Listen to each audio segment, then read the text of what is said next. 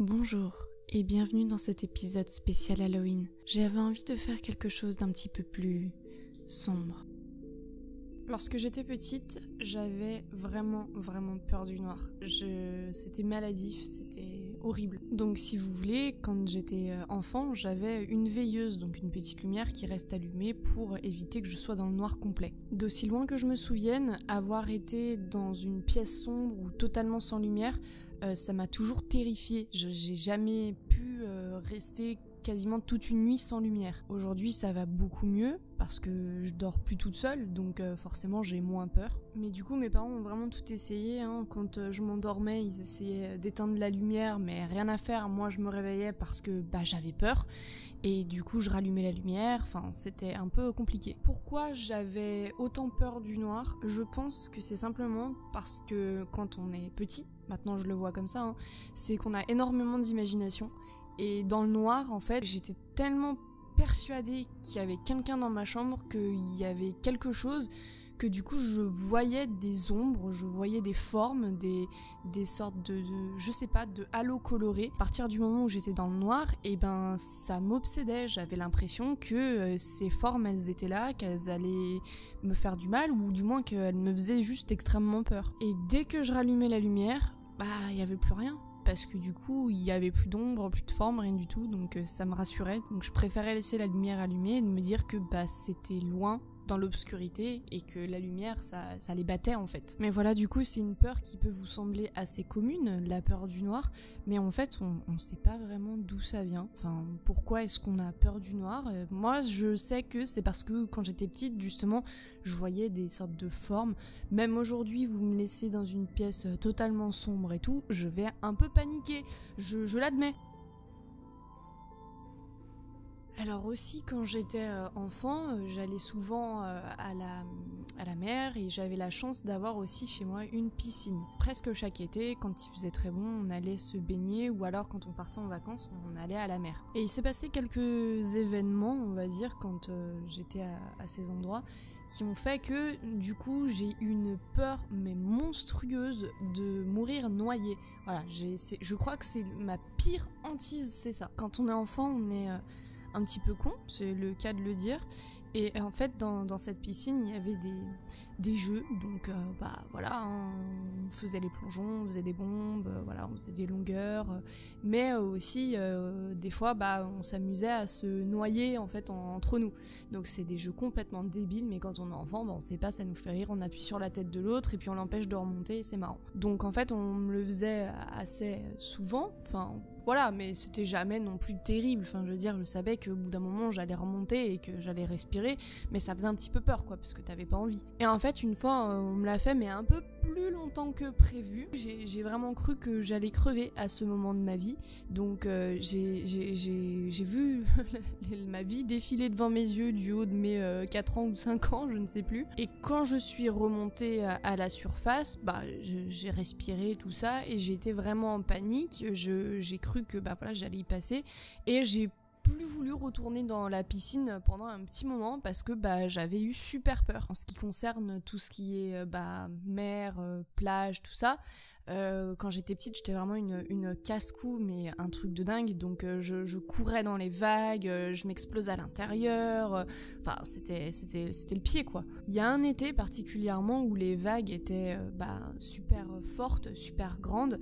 Et moi, j'adorais ça, quoi. Et à un moment donné, je suis allée dans l'eau, je me jetais dans les vagues et je suis remontée à la surface.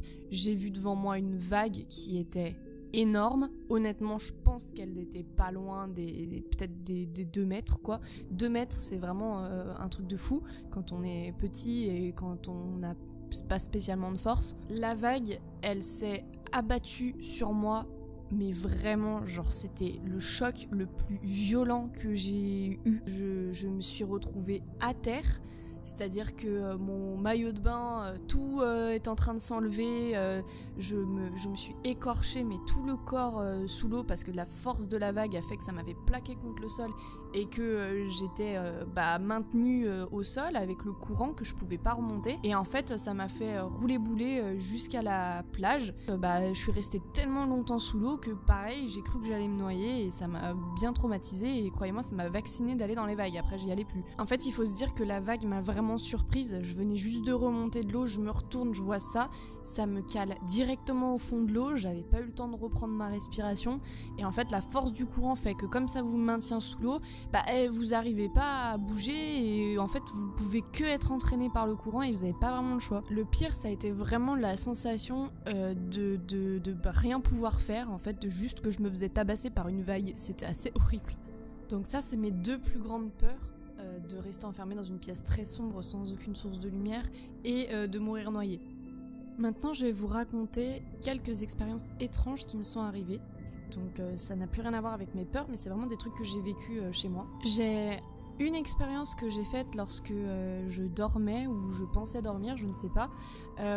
Est-ce que ça pourrait s'apparenter à de la paralysie du sommeil? C'est possible, mais je pense pas. En gros, c'était le soir, j'étais dans un état où je commençais un peu à m'endormir, mais j'étais encore un peu réveillée. Ça se passait quand j'étais encore dans ma chambre de petite fille chez mes parents. En fait, cet état-là, c'est quand on peut vous parler, que vous entendez qu'on vous parle, mais vous savez pas du tout ce qu'on vous raconte. Donc j'étais allongée du côté gauche, donc face au mur, et j'avais mes bras qui étaient un peu étendus devant moi. Et là, d'un coup, je sais pas ce qui s'est passé, mais je me suis vue de dos. C'est comme si en fait j'étais une autre personne qui était allongée dans mon lit juste à côté de moi. Et en fait, dans mon lit, je sais pas pourquoi, instinctivement, j'ai voulu me toucher le dos, donc je me voyais de dos et je me suis touché le dos. Et au moment où je me suis touché le dos, je suis revenue dans mon corps entre guillemets, et je sentais qu'il y avait quelque chose qui m'avait touché le dos, donc je me touchais le dos moi-même pour enlever cette sensation et je me suis remise en place.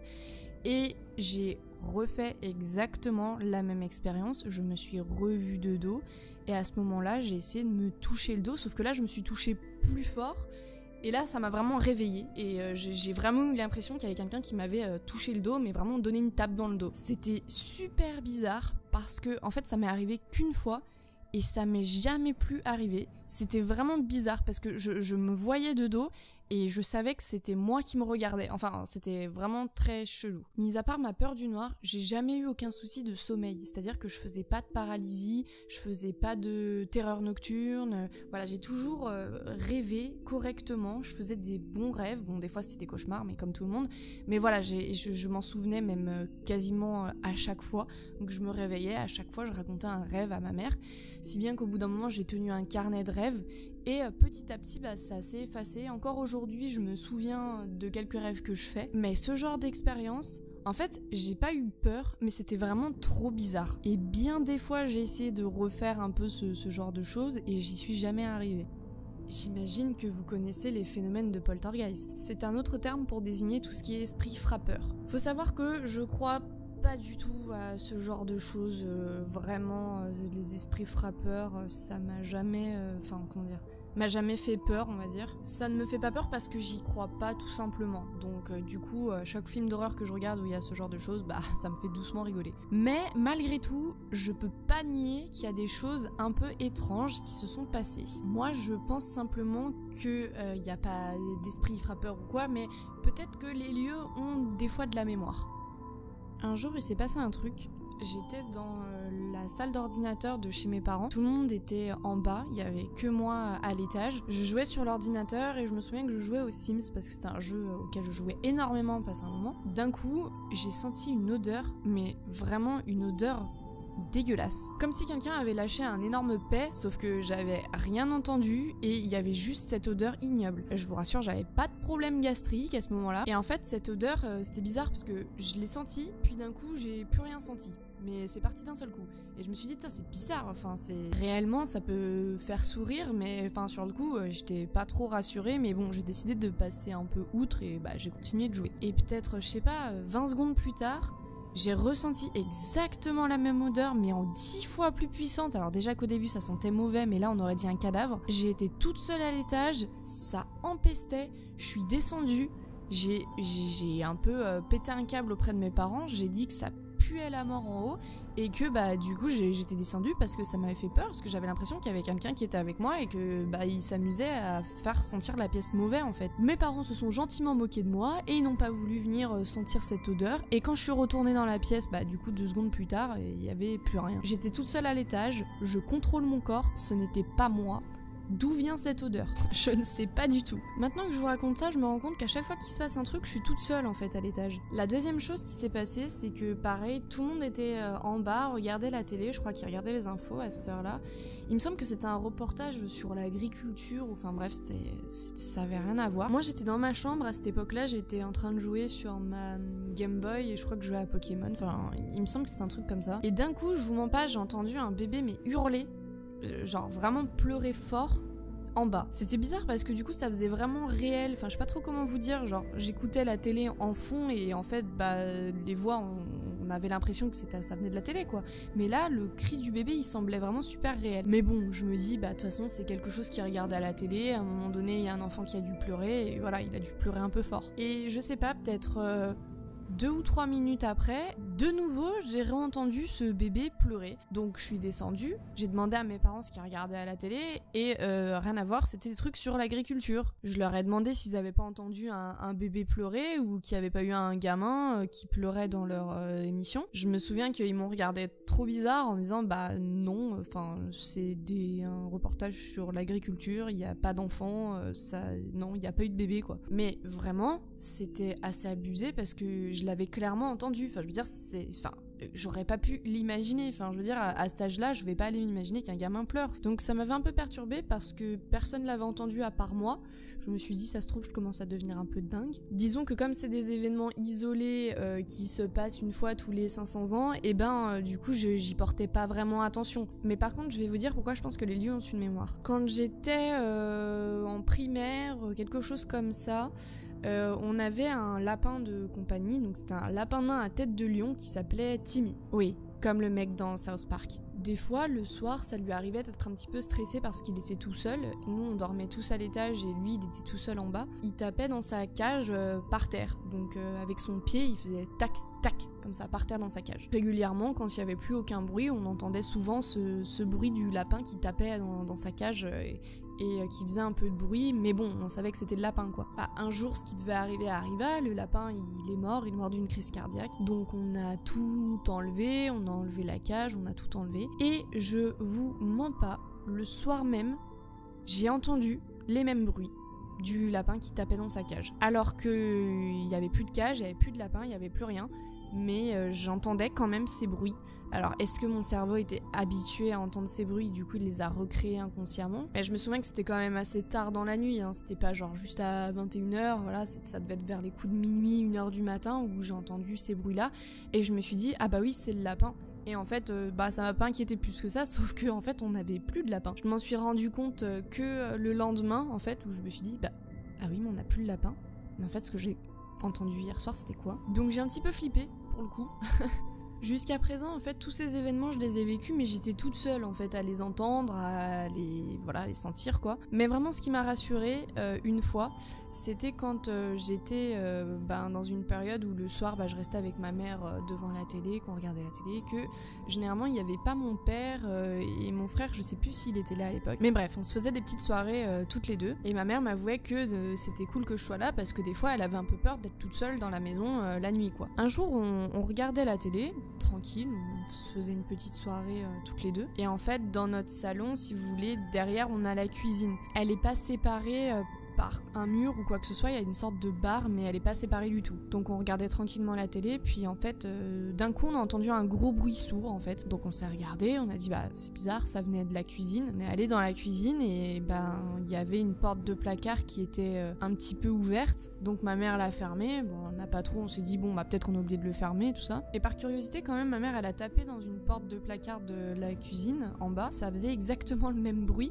sauf que du coup c'était quand même assez faible comme son, et je me suis dit il a fallu un sacré gros coup pour qu'on entende ce qu'on a entendu, à se demander même si la porte de placard était pas un peu entrouverte, parce que le coup avait été tellement fort que ça l'avait fait rebondir. Puis toutes les deux on s'est regardés, on a dit bon qu'est-ce qu'on fait, c'est bizarre. On est retourné s'installer dans le salon et on s'est dit si on n'y fait pas attention, ça se reproduira pas. Sans mentir, hein, c'est vraiment ce qu'on s'est dit. On s'est dit c'est bizarre, mais mieux vaut ne pas donner de l'importance aux choses bizarres. Il n'y a pas que ça, après quand on était toutes les deux aussi toutes seules dans la maison et que, encore une fois, il y avait pas mon père ni mon frère, à un moment donné on a une porte d'entrée qui est assez vieille, elle est en bois, on a une porte qui craque en fait, et surtout la poignée elle fait assez du bruit quand on l'ouvre. Une fois quand on était que toutes les deux pareil, il y a eu un méchant coup donné dans la poignée de la porte d'entrée. Alors ça après ça peut venir de l'extérieur comme de l'intérieur, enfin les deux ne sont pas rassurants, parce que si c'est de l'extérieur ça veut dire qu'il y a quelqu'un qui essaie de rentrer dans notre maison,